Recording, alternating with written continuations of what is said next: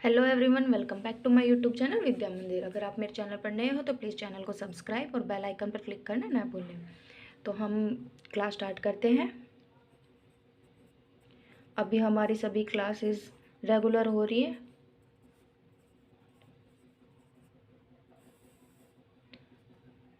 और हमारा टॉपिक क्या है? हमारा टॉपिक है ज्योग्राफी।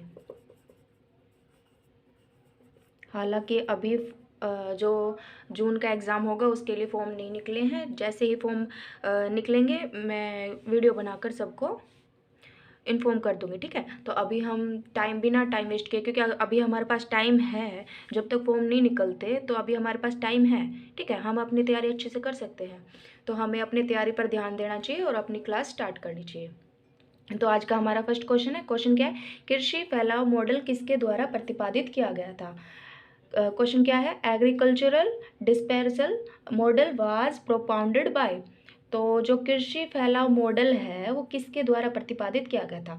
जो कृषि फैलाव मॉडल है वो किसके द्वारा प्रतिपादित किया गया था? तो ये किसके द्वारा प्रतिपादित किया गया था? ये है शोएर, ठीक है। शोएर द्वारा कृषि फैलाव मॉडल जो है वो प्रतिपादित किया गया था। देन हमारा नेक्स्ट क्वेश्चन है, गंगा नदी किसका उदाहरण है? जो गंगा नदी है वो किसका उदाहरण है? The Ganga river is example of. तो गंगा रिवर जो है, गंगा नदी, वो किसका उदाहरण है? तो गंगा नदी जो है पूर्ववर्ती अपवाह यानी कि एंटेसिडेंट ड्रेनेज, ठीक है। एंटेसिडेंट ड्रेनेज पूर्ववर्ती अपवाह का उदाहरण है, ठीक है। देन हमारा नेक्स्ट क्वेश्चन है,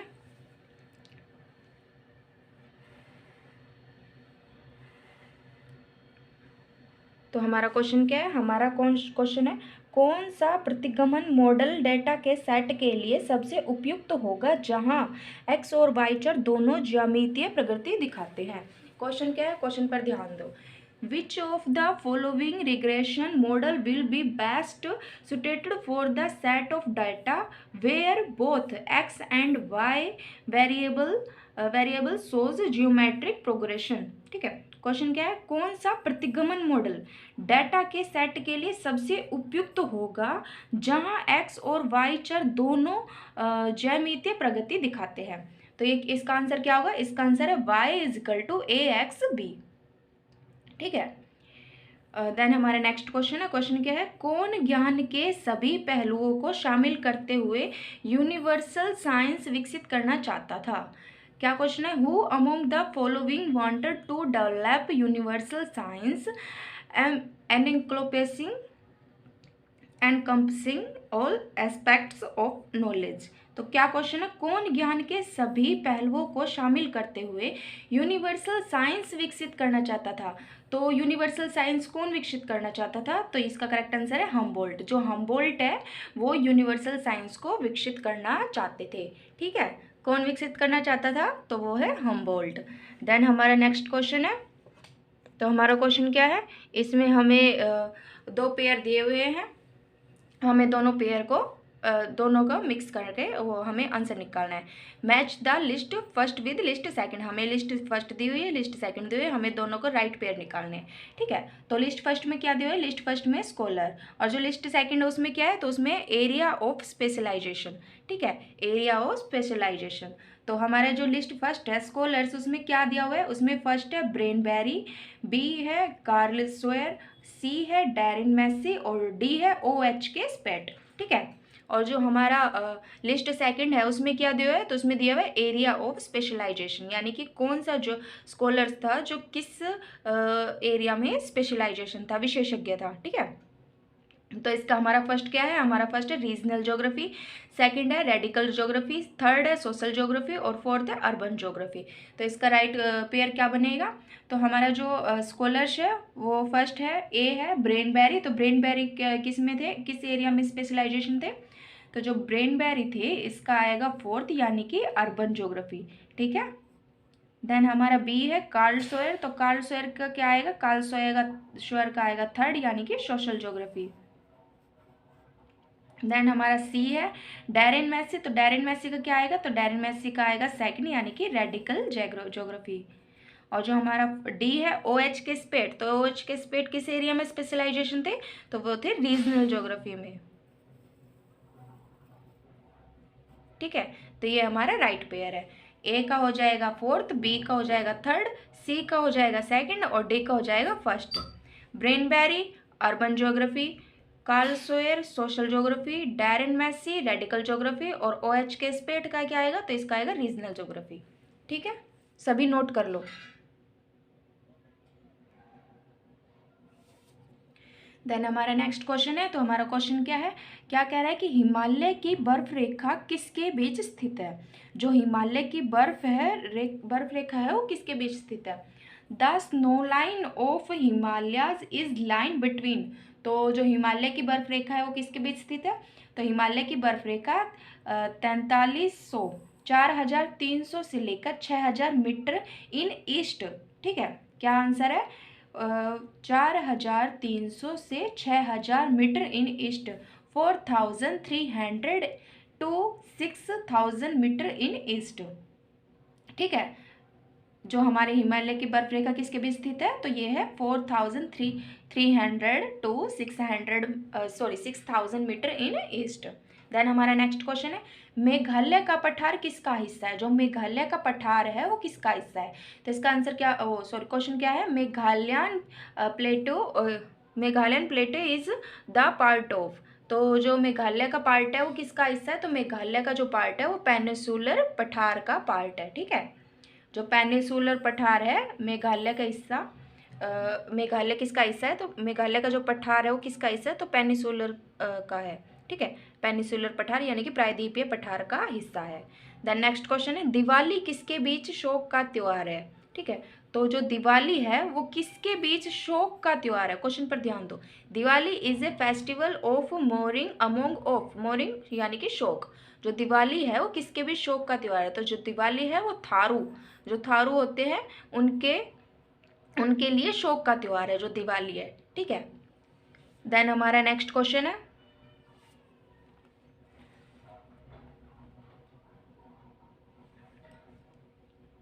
तो हमारा क्वेश्चन क्या है, हमारा क्वेश्चन है भारतीय उपमहाद्वीप में हिंदी के बाद सबसे अधिक बोली जाने वाली भाषा है। क्वेश्चन क्या है, भारतीय उपमहाद्वीप में हिंदी के बाद सबसे अधिक बोली जाने वाली भाषा है। Most widely spoken language after Hindi in the Indian सब कॉन्टिनेंट इज। तो हिंदी के बाद भारत में सबसे ज़्यादा जो बोलने वाली भाषा है, जो लैंग्वेज है वो कौन सी है, तो वो है बंगाली। ठीक है, हिंदी के बाद भारत में, ठीक है, जो भारत उपमहाद्वीप है उसमें ज़्यादातर तो हिंदी बोली जाती है, लेकिन हिंदी के बाद जो सबसे अधिक जो बोली जाने वाली भाषा है वो है बंगाली। हिंदी के बाद जो सबसे ज़्यादा बोली जाती है तो वो बंगाली लैंग्वेज है। ठीक है, देन हमारा नेक्स्ट क्वेश्चन है, तो हमारा क्वेश्चन क्या है, भारत की सबसे आदिम जनजातियां है। ठीक है, भारत की सबसे आदिम जनजातियां है। The most primitive tribes of India is. तो भारत की जो सबसे आदिम जनजातियां है वो कौन सी है, तो वो है जरावा। ठीक है, कौन सी जनजाति है भारत की सबसे आदिम जनजाति, तो वो है जरावा। और जरावास कहाँ है, तो ये अंडमान एंड निकोबार में है। ठीक है, जो जरावा है वो अंडमान और निकोबार है, और जरावा क्या है, भारत की सबसे आदिम जनजाति है। ठीक है, भारत की सबसे आदिम जनजाति जरावा, और जरावा कहाँ है, तो ये है अंडमान एंड निकोबार में। ठीक है, तो देन हमारा नेक्स्ट क्वेश्चन है, देन हमारा नेक्स्ट क्वेश्चन क्या है, तो हमारा क्वेश्चन है किस फसल पैटर्न में एक ही वर्ष में एक के बाद एक ही खेत में दो फसलें उगाना शामिल है। क्या कह रहा है कि वो कौन सा फसल का पैटर्न है जिसमें एक ही साल में, ठीक है, एक ही साल में एक फसल के बाद एक ही खेत में दो फसलें उगाना शामिल है, यानी कि एक ही साल में एक ही जगह पर एक ही भूमि पर दो फसलें उगाई जा रही है। तो वो कौन सा फसल पैटर्न है ये बताना है।